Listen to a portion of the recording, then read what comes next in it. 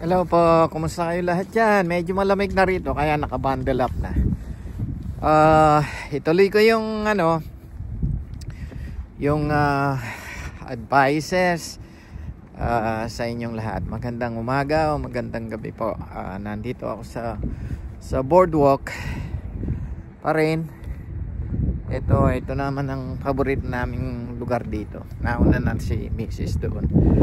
Ituloy ko. But anyway, kung pwede yung i-subscribe tapos i-share, pakiusap lang.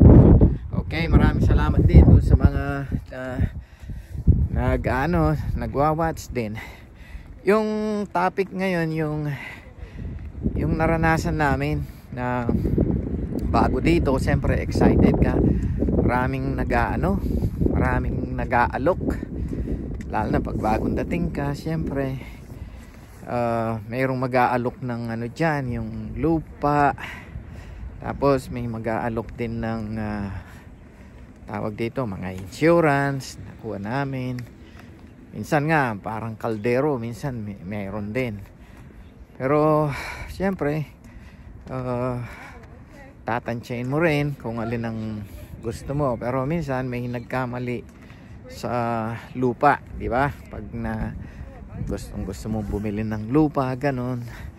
Pero kailangan pag bumili kayo, location. Ang nabili namin nun sa Florida. Hindi ko na babanggitin kung saang area. Doon kasi marami pang lupa. Tapos hindi kalayuan sa Orlando to. Ilang taon na nabayaran namin ng mga 32,000. Tapos wala, dalawa yun. Alugi kami doon. Nabenta lang ng 18,000. Ang kagandahan lang nung unang panahon na yon na na credit sa tax. Kaya okay lang yon, yung ganon. Ngayon hindi na yata 10,000 lang ang so kahit na lugi, ibig sabihin okay pa rin. Pero ang bottom line, siguro kung hindi sana na maganda sana kung ang bili mo ng location, di kikita ka ng malaki doon. Kaya nga lang yon, kasi kaya tama yung sinasabi ng iba na location.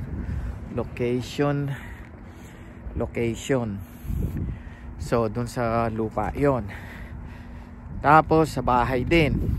Sa bahay, mga tiyempo, yung mag-ingat kayo. Yung minsan kasi pag excited ka, kahit na yung interest mahal, o kaya minsan naman yung magbebenta over pala yan, yung presyo. Buti na lang yung bangko, magaling dito yung bangko, sabihin niya hindi yun ang halaga nito. Kaya okay lang, may protection. Pero lugi rin kami doon. Sa awa ng Diyos, lahat naman na credit sa sa tax. So yan ang story niya. Kaya either yung tawag dito, either lupa or bahay, location.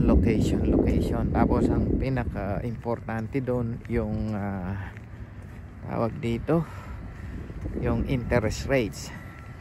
Kaya yun ang ingatan ninyo. Ngayon kung may bahay kayo, hindi lang sa mga NARS to, mag-ingat din kayo yung depende sa location ng state ninyo. Pag nagpa-rent kayo, may law. Nagpa-rent din kami noon. Hindi na namin pinadaan sa realtor. Dapat ipadaan ninyo para ma-screen kung sinong magre-rent. Pag nagmadali ka, pagkatapos nagbayad ng 3 months hindi na nagbayad, may law sa iba-ibang state, hindi mo pwedeng paalisin ng one year. So lugi ka rin doon. Nung panahon na yon, buti na lang lahat ng lugi mo makikredit mo sa tax mo. So yun ang istorya.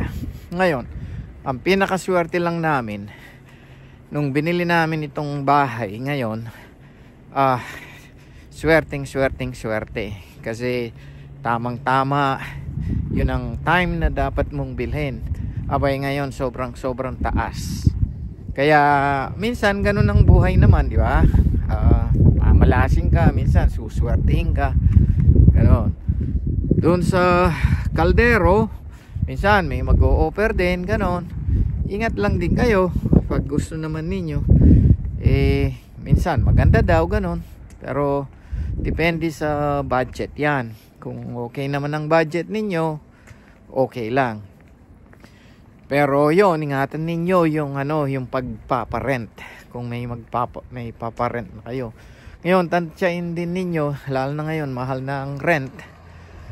Kung ang rent ninyo, let's say, example lang, 2006, tapos yung mortgage ninyo, 2002, you would rather do the, yung bahay. Pero ngayon yata, mahal na rin ang down payment, 20%. So yun lang ang doon. Pero kung rent, minsan yan, sobra ang mahal ng rent ngayon.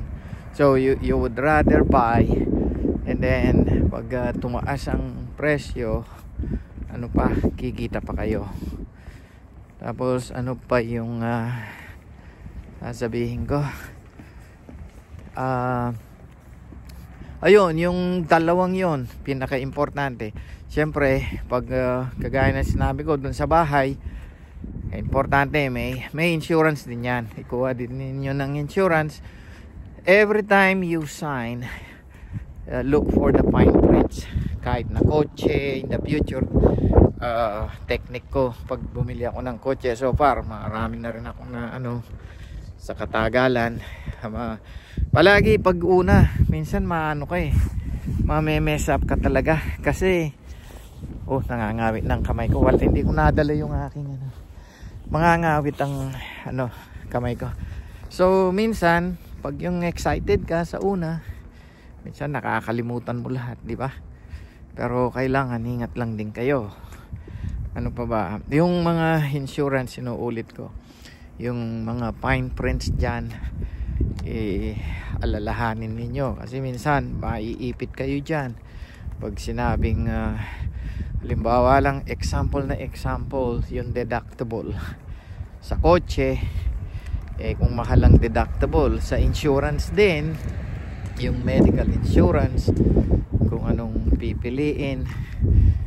Advice pala, kailangan every year dito sa amin, every year